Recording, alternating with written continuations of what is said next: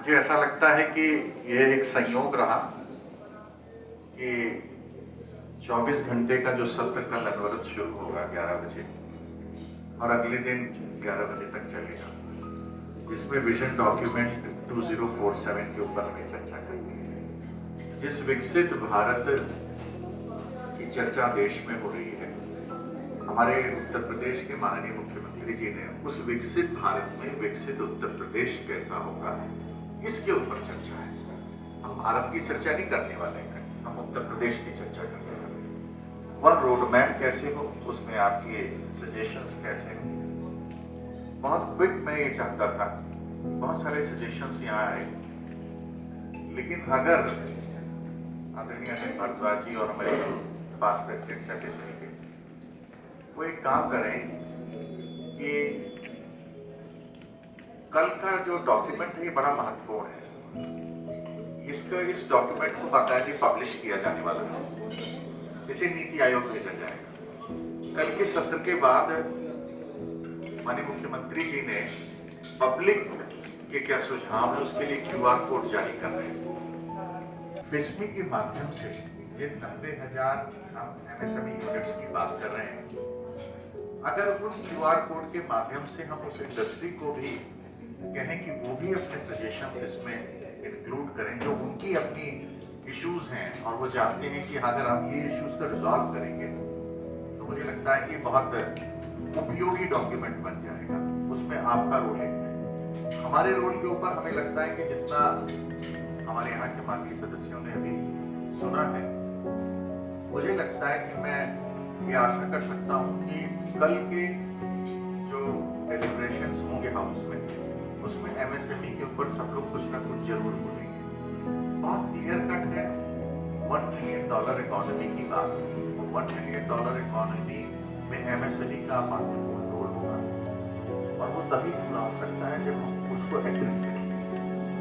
जो हमारे माननीय सदस्यों ने भी यहाँ पर बात रखी, आपको जो लगता है कि ये डॉक्टर सुनील गुप्ता जी ने बोला, आपका जी ने बोला,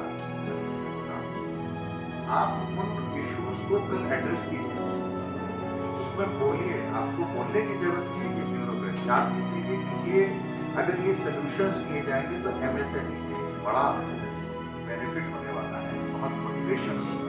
उस तरीके से आप इस बात को प्रेजेंट करें कि ये हर्डल्स हैं और हमें लगता है कि अगले 22 वर्षों में अब इन हर्डल्स को आने वाले वर्षों में रिजॉल्व करते जाएंगे और जो हमारा ड्राइव है, हम MSME में नंबर 1 बनना चाहते हैं। हम महाराष्ट्र अगर आज नंबर 1 है शायद, तो महाराष्ट्र को पछाड़ना चाहते हैं, हम यूपी को नंबर 1 करना चाहते हैं। उसमें इस तरीके से अगर रिजॉल्व करते जाएंगे तो होगा, तो ये इशू आएगा।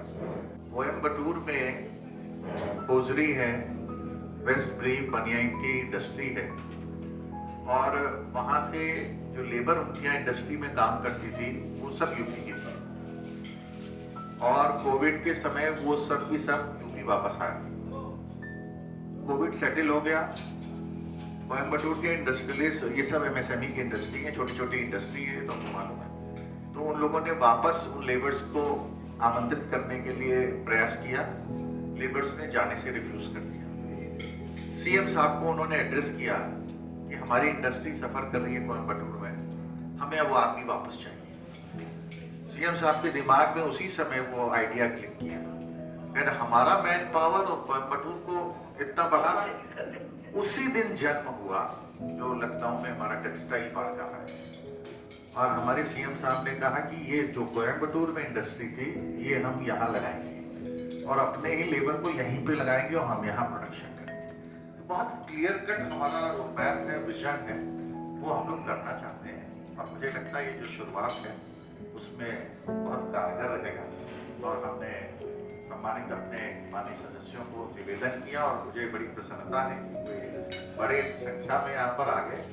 हमें अपेक्षा थी कि शायद कम लोग आएंगे क्योंकि सबके 2-2, 3-3 असाइनमेंट्स थे और मैंने जब आदरणीय पंकज भैया से कहा कि आपको जरूर रहना है क्योंकि आप यूपी के नोएडा को रिप्रेजेंट करते हैं, वैसे लखनऊ को भी करते हैं, हमारे लखनऊ को भी करते हैं, क्योंकि आपको मैं बता दूं हमें प्रसन्नता है कि भारत के रक्षा मंत्री भी हमारे यहाँ के सांसद हैं लखनऊ के, दिल्ली के कैबिनेट से, तो बहुत बड़ा तोहफा है हमारे यहाँ।